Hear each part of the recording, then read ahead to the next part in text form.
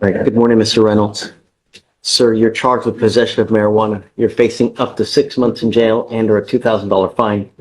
We are going to do probable cause. You have the right to remain silent. Anything you say can and will be used against you. You have the right to have an attorney present. If you cannot afford one will be appointed to you, sir. A driver cruising through Houston with an entire aluminum street pole stuck to his hood. A high school punch that breaks a jaw in two places. A pregnant woman punched in the face. And a judge who's not afraid to call out the justice system's glitches in real time. Welcome to Judge Fleury's courtroom, where probable cause gets tested, excuses get demolished, and consequences are anything but negotiable. Let's dive in. Okay. On March 10th, 2025, officers were patrolling the area of the 13,500th block of Beechnut Street, Harris County, Texas. And they observed a white Hyundai Kona with an aluminum pole stuck to its hood due to a recent crash. A traffic stop. What? A aluminum pole stuck to its hood. An aluminum pole stuck to the hood of a car. Yes, Judge. That's the basis for the stop. Yes. Okay. This is word for word what when I observed a white Hyundai Kona with aluminum pole stuck to its hood, comma, recent crash. I then got behind the vehicle and finished. Yep. Yeah, keep going, please. Okay. I went back and got behind the vehicle. The officer started speaking with the defendant, who admitted to being driving and that he had crashed. The defendant told me that someone swerved into his lane and crashed into the pole. The defendant stated that he already called his record and that he was good to go. The defendant did not show any intentions of going back to the original scene and gave his information. While the officer was talking with the defendant, a security officer told the client that some people flagged him down the street, saying that the defendant crashed into multiple parked vehicles and drove off. The officer detained the defendant and went back to the original scene, which was a quarter mile from where the officer found the defendant. Now that adds to it. I mean, that's certainly. The officer spoke with a witness who stated that he was by the front of the apartment when he saw the white vehicle losing control, crash into a pole, and kept on driving while hitting another two vehicles. The witness stated that he was going around 60 to 70 miles per hour in a 35 mile per hour speed limit zone. This confirmed how the aluminum light pole got stuck to his hood. The witness stated that he did not see anybody else around the vehicle before the incident. The officer spoke with one of the owners of the vehicles that was struck, and she stated that it will be around $200 to fix her vehicle and wants to pursue charges. The complainant of the other pickup vehicle had damages to the back right part of that vehicle, and the complainant stated that the defendant crashed into her vehicle and left without providing information. The defendant left the scene without, okay. At this point, they called intake, and then they completed an inventory search of the defendant's vehicle and located a black backpack with 7.4 grams of marijuana, multiple clear plastic bags, and a scale. Is he under arrest? Told me that someone swerved into his lane and crashed into the pole. The defendant stated that he already called his record and that he was good to go. The defendant did not show any intentions of going back to the original scene and gave his information. While the officer was talking with the defendant, a security officer told the client that some people flagged him down the street, saying that the defendant crashed into multiple parked vehicles and drove off. The officer detained the defendant and went back to the original scene, which was a quarter mile from where the officer found the defendant. Now that adds to it. I mean, that's certainly. The officer spoke with a witness who stated that he was by the front. I mean, if he's under so arrest, they then, called. but I didn't hear that he's under arrest or anything. They just up and go start searching. They did say that the officer called DA intake and spoke with an EDA who accepted charges of the FSGI. And then it states there was an inventory search conducted. Okay, so they did arrest him but what happened? Because Is there an FSGI charge? We're gonna be honest, Your Honor, I'm not entirely sure what happened there. I'm working on it right now. If there's FSGI, right now I'm working on the complainants, we'll get things worked out that way. I mean, I don't Right now, we do understand. not have an FSGI charge at this very second. Did they accept it or did they not accept? Based on the DIM statement, it says that we accept the charges. So I am trying to see why there's not a charge, but it's not something that I know.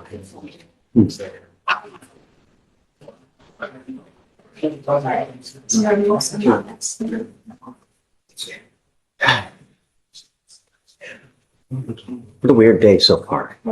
Your Honor, Can I say something? Your Honor? No, don't. Now's not the time. I'm gonna give you a lawyer and you can tell your side to the lawyer, but, I think it was a glitch in our internet system, so they could find marijuana, but they just, wherever, yeah, that's checked. is it going to go through? Do you know? I need to look into our system, our insurance, to figure out why it didn't, talk things like, if force comes to worse, we can make it grand jury. But So I'll give you, I guess, let's do this. I'm gonna appoint a lawyer today and I'm gonna find probable cause for the moment, but I want to revisit it within the next couple of days to see what is going on. And then, all right, so I am gonna find probable cause for now, Mr. Reynolds. Can you look to see if he has a license, please? Yes, Judge. License. How old are you, Mr. Reynolds?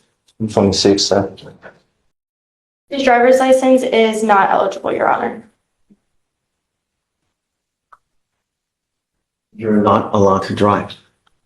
I don't care what's going on in your life. I don't care if you need groceries. I don't care if you need this, that. If you don't have a license and liability insurance, you're not allowed to drive. No, I will give you a lawyer today. You can say your side to the lawyer, but if you don't have a license and car insurance, you're not allowed to drive. Do you understand? Yes, sir. That is a condition of your bond. If I find that you do, I will revoke your bond, put you in jail, and no more PR bonds for you. So what I can have you do is I'm going to have Deputy Miranda give you an application. I'm going to have you fill it out.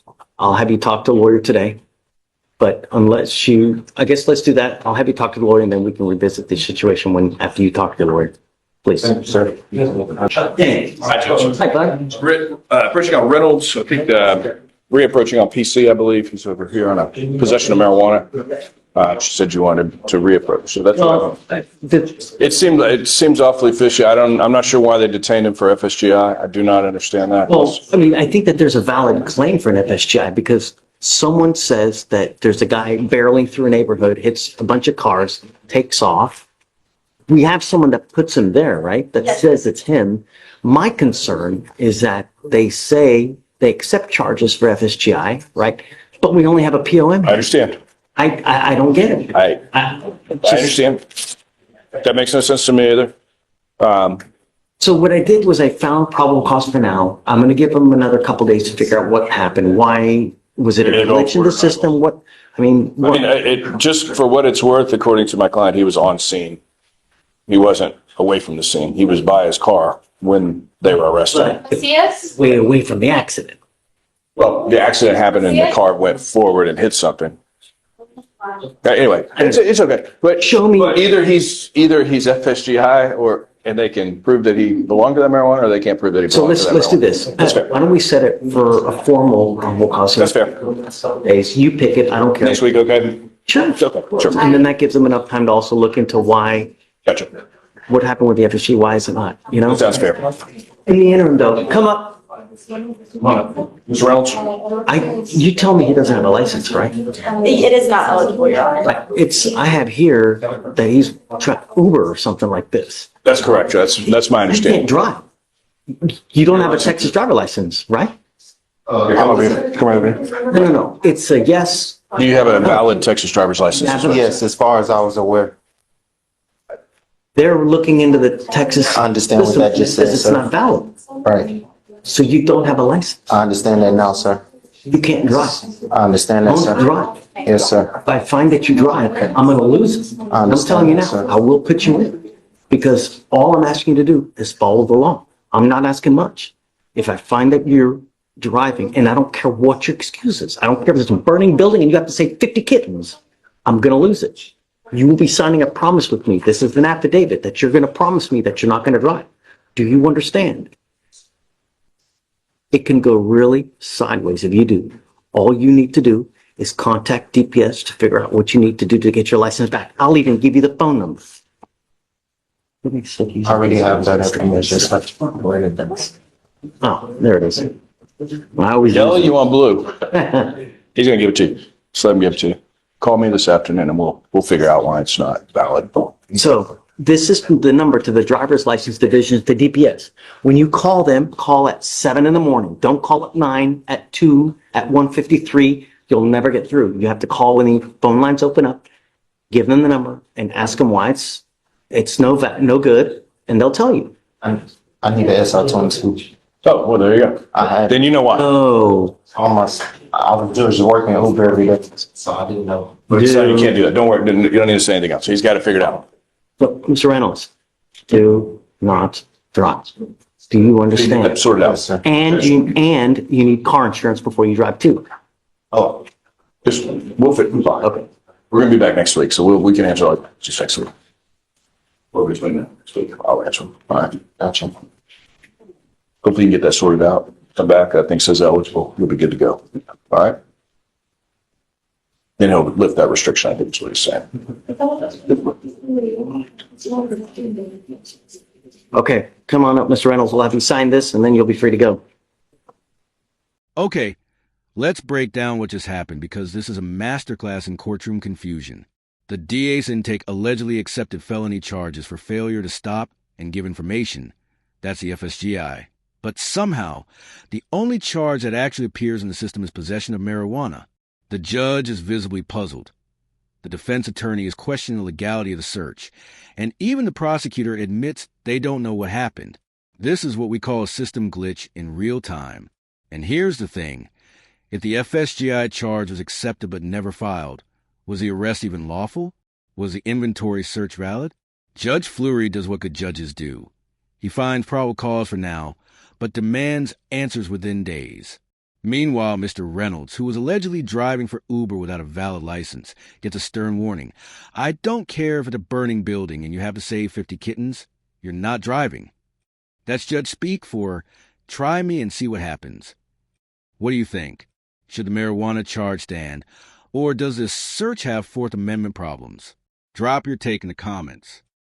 Good morning, Mr. Ibarra. Good morning, sir. So you're charged with unlawful carrying of a weapon. You're facing up to a year in jail and or a $4,000 fine. We're going to do probable cause. You have the right to remain silent. Anything you say can and will be used against you. You have the right to have an attorney present. If you cannot afford one, one will be appointed to you, sir. Judge, this is a under 21 UCW. I can still read you the facts if you would like. Okay. On March 3rd, 2025, an officer was dispatched to a shooting. The officer found the defendant in a back alleyway with a gunshot wound to his leg. The defendant had a mesh backpack in his possession at the time and was able to see that there was a black handgun inside. The caliber of the handgun matched shell casings located on the ground next to the defendant. The defendant stated that he shot the gun in self-defense at 3 black males who shot at him. Those suspects fled the scene after officers' arrival. The defendant was transported to Ben Taub Hospital where the defendant was being treated for the gunshot wound to his left femur. The defendant admitted to being in the 114th Street Bounty Hunters gang and is 18 years old. Okay, so was it really did he shoot himself or do we know that someone else shot? We do not know. We So- know that the casings on scene match the caliber of the handgun that he had, but we don't know if he had shot himself and he stated he was being shot at by other people as well. So it's unclear. So the only allegation is that he's underage, essentially. Okay. Mr. Ibarra, I'm going to find that there's no probable cause to go forward in your case. You need to be very careful. You get but one life. You know, God forbid something happens where you have a gun and you use it, and then you end up getting charged with something. You've gotten shot in the leg now. I mean, luckily it's not somewhere else. It could be life ending. Sir. When you hang with dogs or when you're bad places in the middle of the night, really, do something with your life. Get into school, graduate, get some knowledge. So, Take a seat with me. I have Miss Salmeron on the docket, Celia Salmeron. How's she doing? She did a T-RAS. It looks like they're recommending like the women's residential. Yeah. Yeah, that's a good idea. So the issue, Judge, she needs to be on a probation. She has 2 open PCSs currently. No rush. Really. She's That's probably the appropriate thing. okay. So her felony court date is March 28th.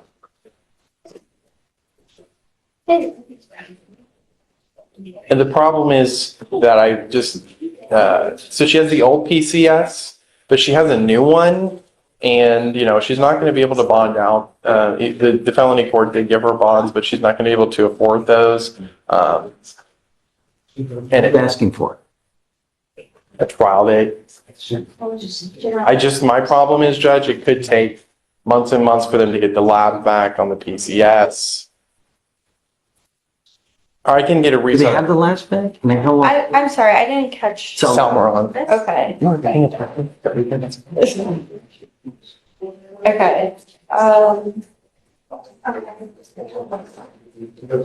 Yeah, it's an old case, Glenn. You're right. I didn't realize it's from May of last year. It does appear that the labs are still pending. Yeah, is it really gonna take that long to get? I mean, how long do you think it'll take? Do we have any, are the labs back on the first case? Yes, Judge, I think they are, because I think they're in connection with this DWI. Have you evaled? Are you ready? I'm ready. I mean, I was ready before she forfeited, so. The labs are back on the second case. It's the same case as our case. Yeah, I have no idea how long it takes to get labs back. You don't know? No idea. We have an offer in there.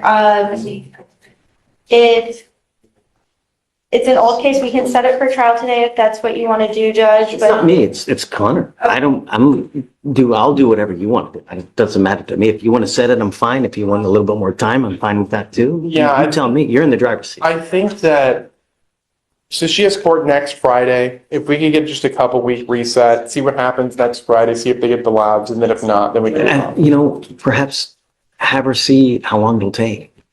Yeah, and I'm gonna Ask reach. someone else. I'm gonna reach out to her felony attorney and then maybe the prosecutor, see if we can't work out something. Global, Yeah. that or ask them, hey, how long does it take? If it takes 6 months to get a lab back, I mean, that's unreasonable. Yeah. I'm with you at that point. So, for the time being, I'll put an eval to do it for us. For sure. The next setting meeting. yeah, Sounds good. Thank you, Judge. for sure. Morning, Mr. Eli. Come on up. How are you?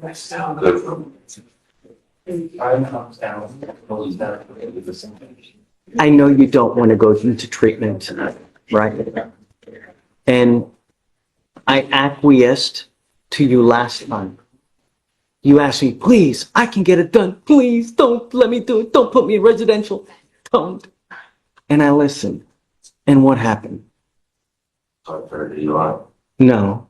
You caught a felony DWI, not. We put you on probation. A month and a half later, you pick up a felony DWI. So all this, you know, acting. So now, if this doesn't show that residential is the right thing, then I don't know what does. You know, the only thing that we're trying to do is prevent death on our roads. That's the only thing, right? And somehow we have to get through these. Every other way that we've tried just doesn't work. This is the only other thing that we have left at our disposal. So if you want, we can just set it for a hearing. And if they prove to us that you have violated your probation, then we're going to amend your conditions to put you in residential treatment. We can do this any number of ways. We can have a full-blown hearing, or you can just sign the conditions. But if they prove it to me, that's what's going to happen. I'm not signing the conditions. Okay, so set it for a hearing, and then get the probation officer here, and then we'll see. and then they prove to me that you have violated your probation, then I'm going to amend your conditions. I'm not letting you go. Ever. Do you understand? I'm going to keep you until we get this straightened out, one way or the other. Okay? Understand? Okay, good. So I'm at your mercy when you want to set it. You want to do a week, we can set it in a week and then just have a hearing. It's just at the mercy of the probation officer, whatever they are best with. Okay? Good morning, Mr. Bacana. Good morning, sir. So you're charged with assault of a family member. You're facing up to a year in jail and or a $4,000 fine. We are going to do probable cause. You have the right to remain silent. Anything you say can or will be used against you. You have the right to have an attorney present. If you cannot afford one will be appointed to you. Okay. Complainant and defendant are in a former dating relationship. On 6/29, officers were dispatched to a disturbance at a business in Harris County, Texas. Complainant entered the business, and when she exited and walked back to her truck, she observed the defendant there. Complainant believed defendant had followed her. Complainant said that defendant was intoxicated and started to insult her. Complainant stated defendant struck her on the left side of her face with a closed fist as she sat down inside of her truck, causing pain. Complainant stated she went after defendant as he entered his truck and grabbed his shirt. Complainant stated she was momentarily dragged as she held onto the defendant's vehicle. So it was a hit to the face, you said? Yes, Judge. We have not been able to arrest her yet. I will let you know that I was reading through the offense report. I don't know if this was mentioned to intake, but in the offense report, it does look like she was 4 months pregnant at the time and the defendant was aware. So this baby refiles as a felony. I'm not sure yet, but it's for that right now. Mr. Tejada, I'm going to find that there's sufficient probable cause to go forward with the case. I'm now ordering you not to consume alcohol, illegal drugs, unprescribed controlled medication. If I find that you're using, I will revoke your bond, put you in jail. I'm going to do everything in my power to protect my public at all costs. Do you understand? Yes, sir. You are not to have any contact with the complaining witness in this case, not to be in possession of weapons, and I'm now entering what's called a magistrate order for emergency protection. This is a court order that identifies Ms. Lopez Leiva as a protected individual. You cannot commit family violence or an assault against this person. Commit an act in furtherance of an offense under section 42.072 of the Texas Penal Code, which is the stalking statute. You cannot threaten, harass, use another person to communicate a threat or harassing behavior. You cannot be in possession of a weapon or go within 200 feet of where she lives or where she works. Do you understand? Sir. If you violate this court order, the state can and will probably file a violation of protective order, and that is the capital murder of misdemeanors. It is one of the worst cases you can pick up, a violation of protective order. Do you understand? Sir. You pick up one of those, violate conditions, I can have a hearing to hold you at no bond, zero bond, and I'll do it in a heartbeat to protect my county. Any prior assaults against this person or? No, Judge, this looks like it was the first one. Okay. Now, you have a lawyer. Because you have a lawyer, I will waive your appearance, but it is your responsibility to stay in touch with Mr. Parham. If he tells me he can't get a hold of you because you've gone AWOL, I will issue a warrant for your arrest. You pick up a new case, I will issue a warrant for arrest. You get no more PR bonds. Do you understand? Yes, sir. You will be randomly called upon to go take drug and alcohol tests. If you fail to go, then likewise a warrant for your arrest will be issued. I'll have you go sign a reset with Victoria. You'll sign the order for protection here. You'll get with police for your bond conditions, and after that, you're free to go. Just, Oh, is there no bond set? well, no, Oh, there is. Judge, with regards to the bond condition, I was wondering if we could, amend those or have them reflect the no threat and harassing communication, instead of no contact. They haven't been able to reach her. They haven't, but the DA hasn't, but that she has spoke with her back. And she had spoken to the back and told her that she did want to proceed with the case. She would, I don't know. I mean, if she's 4 months pregnant, no, she's already had the child. They already have a child now. That's the only reason why I say it now. Yeah, Because this did happen back in June. they do have Yeah. a If, child. well, let's do this. I want to know, I mean, if that VAC was done, that VAC was done in 2024. I don't know anything recent. So until I know what she wants now, then, and if you could, facilitate, perhaps give a phone number, maybe that's something that can happen now. I don't know, but I like to follow the wishes of the complaining witness, and I don't know what her wishes are. If she doesn't want contact with you, then I'm going to order it. If she does, then we can revisit it at that time. But understand, for this instant, no means no. It doesn't mean maybe. It doesn't mean I got to go get my kid. It doesn't mean someone has to go take the SAT. No means no. Do you understand? Sir. Okay. All right. Thank you. Thanks, guys. This way. You still lives back. You don't know? Still We have an offer in there. It's an old case. We can set it for trial today if that's what you want to do, Judge, It's not but me, it's Connor. I'll do whatever you want. It doesn't matter to me. If you want to set it, I'm fine. If you want a little bit more time, I'm fine with that too. Yeah, You tell me, you're in the driver's seat. I think that, so she has court next Friday. If we could get just a couple week reset, see what happens next Friday, see if they get the labs, and then if not, then we can. And, perhaps have her see how long it'll take. Yeah, and I'm gonna Ask someone else. I'm gonna reach out to her felony attorney and then maybe the prosecutor, see if we can't work out something. Global? Yeah. That or ask them, hey, how long does it take? If it takes 6 months to get a lab back, I mean, that's unreasonable. Yeah. I'm with you at that point. So, for the time being, I'll put an eval to do it for us. For sure. Next setting, maybe. yeah, Sounds good. Thank you, Judge. for sure. Morning, Mr. Eli. Come on up. How are you?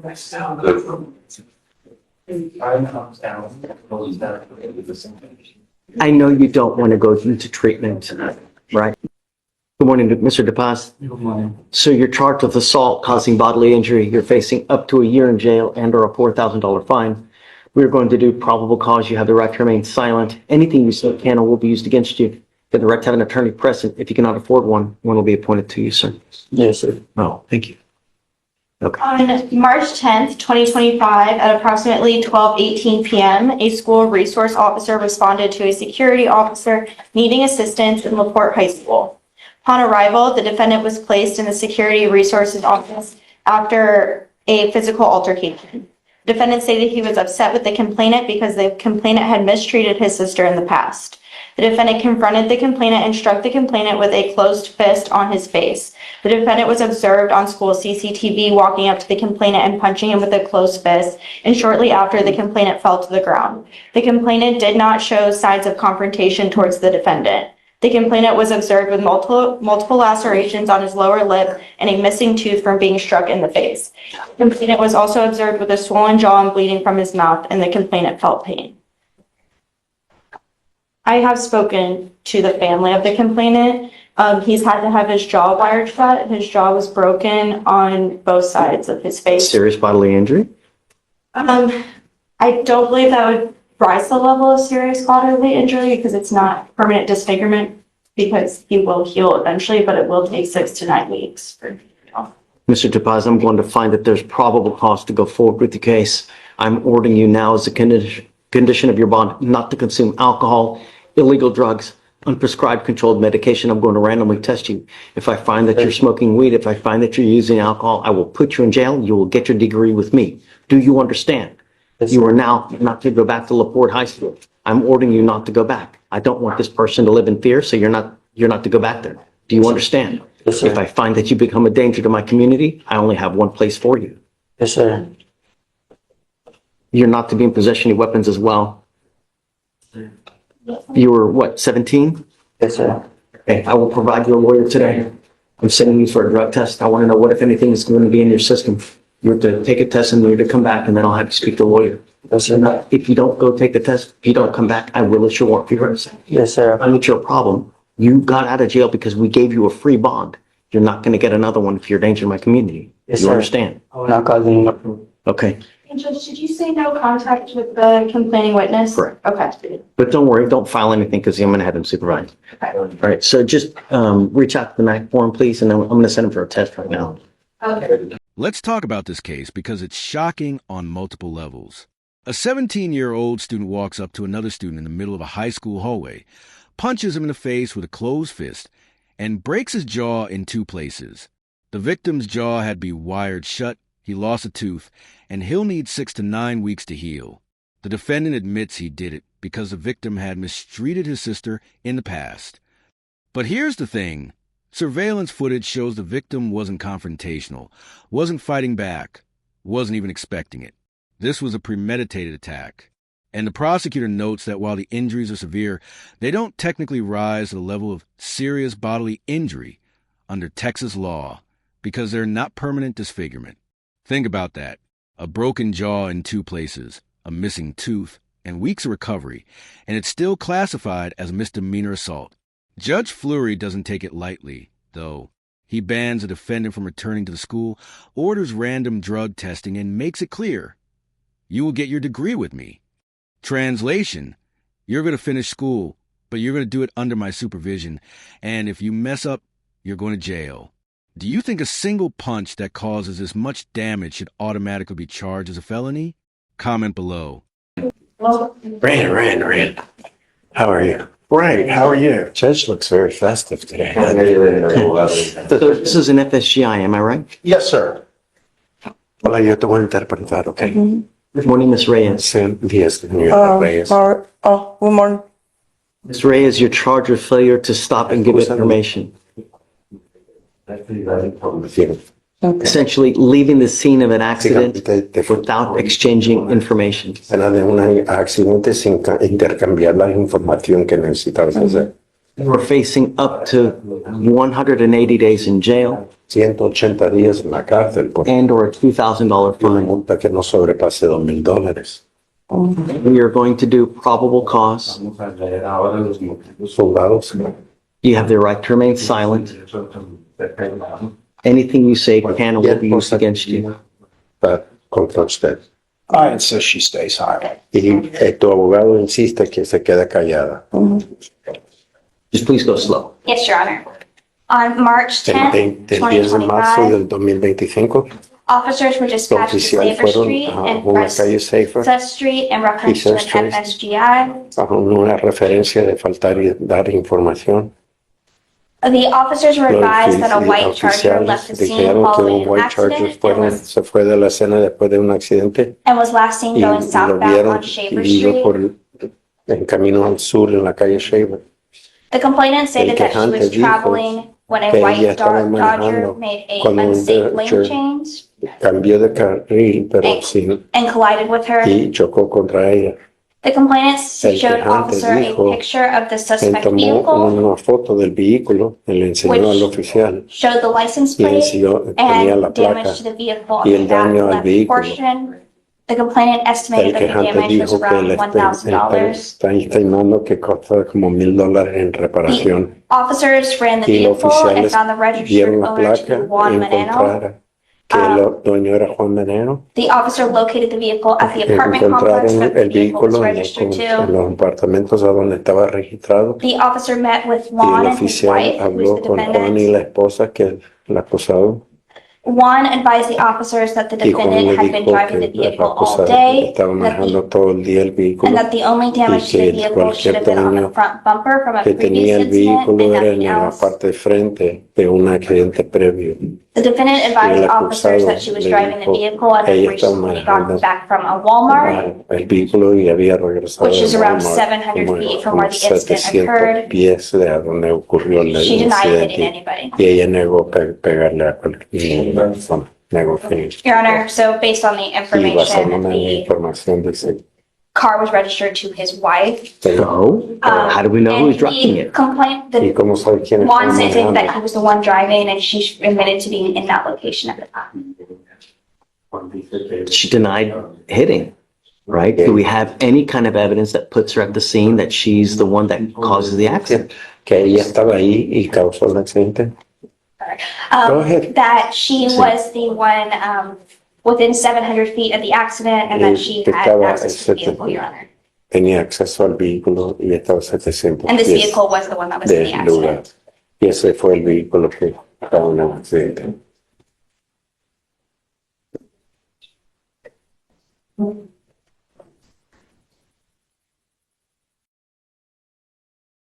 Did you say that the husband said that she was driving it? She was driving El it all day. Your esposo Honor. dijo que estaba manejando. statement. Dice que sí.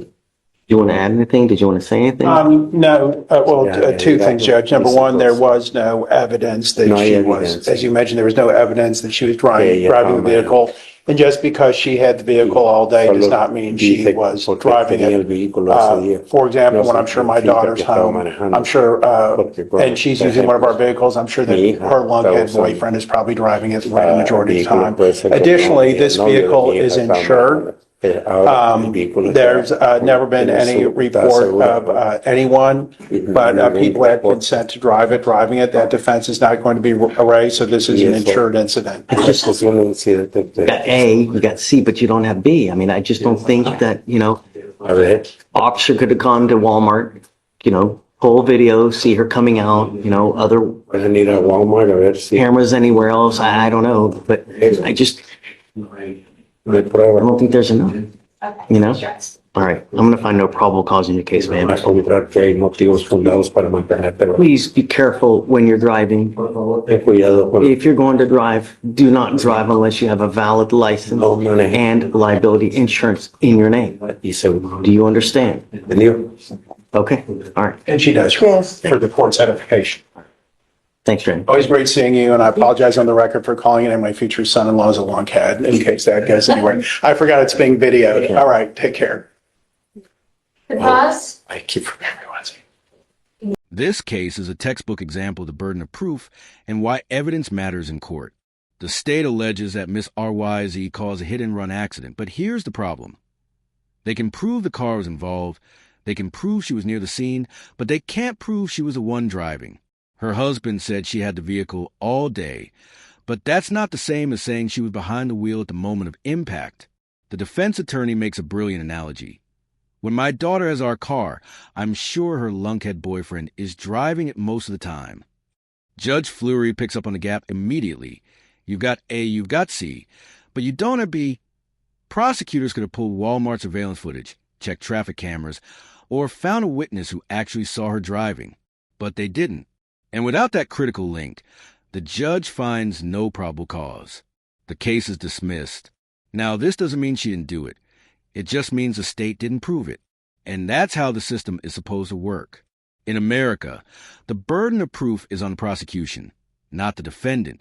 Do you think police should have done more investigation before making an arrest? Or is this just a case of bad luck? Drop your thoughts below. Are you Miss Jacobs? Yes, sir. Ma'am, you're charged with failure to comply, I guess striking an unattended vehicle. You're facing up to 6 months in jail and or a $2,000 fine. We are going to do probable cause. You have the right to remain silent. Anything you say can or will be used against you. You have the right to have an attorney present. If you cannot afford one, one will be appointed to you. Okay. On February 27, 2025, an officer responded to an FSGI call in the HEB parking lot in Houston, Harris County, Texas. The complainant reported that while shopping, her vehicle was backed into by an unknown individual who did not stop. When she returned to her vehicle, a note was left with a license plate number, a witness's phone number, and a statement about the incident. The witness confirmed seeing a vehicle back into the complainant's vehicle and drive off. The witness gave a description of the defendant and her vehicle. On March 4th, 2025, an officer met with the loss prevention manager at HEB and was shown surveillance video from the parking lot, which showed the defendant driving over a curb and parking her vehicle. The defendant did shopping in the store and got back in her vehicle. The defendant began to reverse into the complainant's vehicle. The defendant paused briefly before driving off and exiting the parking lot. Surveillance video clearly showed the defendant as well as the defendant's vehicle's license plate. The officer confirmed the license plate was registered to the vehicle and the registered owner was the defendant. The officer compared the driver's license photo with the surveillance images and positively identified the defendant. The officer called the defendant and the defendant acknowledged he rubbed another car with her bumper. The complainant provided photographs of the damage to her car along with an estimate that the total cost of repair would be $3,009.23. Okay. Ms. Jacobs, I'm going to find that there's sufficient probable cause to go forward with the case. Can you run her license, please? See if she has a valid license. Yes, Judge. I'm ordering you not to drive any vehicle unless you have a valid Texas driver license and liability insurance in your name. That's the only condition I'm putting on you at this time. Do not pick up any new cases. If you do, I will revoke your bond, put you in jail. No more PR bonds. Do you understand, ma'am? Driver's license is eligible. Okay, so we're just going to craft bond conditions for you not to drive without insurance as well. We'll have you sign it, and after that, you'll be free to go. You have a lawyer. Because you have a lawyer, I will waive your appearance. You don't have to waste your time coming to court, but you must stay in touch with him, and he'll tell you if and when you have to come back to court. If he tells me he can't get hold of you because you've gone AWOL, I will issue a warrant. What an absolutely wild day in Judge Fleischman's courtroom. We witnessed a defendant with a pole stuck to his hood trying to flee the scene. only to get caught with drugs and no valid license. We saw a domestic violence case where a pregnant woman was allegedly punched and dragged by her ex. We watched a teenager face consequences for breaking another student's jaw in a brutal school attack. And we saw the justice system actually work when prosecutors couldn't prove their case against Miss Reyes. Judge Fleischman showed us what real accountability looks like. No excuses, no exceptions, and absolutely no tolerance of those who endanger public safety. The key takeaway? The law doesn't care about your excuses. Whether driving without a license, violating protective orders, or thinking you can solve problems with violence, there are consequences. And judges like Fleischman are making sure defendants face them. If this courtroom drama had you on the edge of your seat, smash that like button right now. Drop a comment telling us which case shocked you the most. And if you want to see more raw, unfiltered courtroom justice, hit that subscribe button and ring the notification bell so you never miss our next breakdown. We drop new courtroom coverage every week, and trust me, you don't want to miss what's coming next. Share this video with anyone who thinks they can outsmart the law. Until next time, remember, the courtroom cameras are always rolling.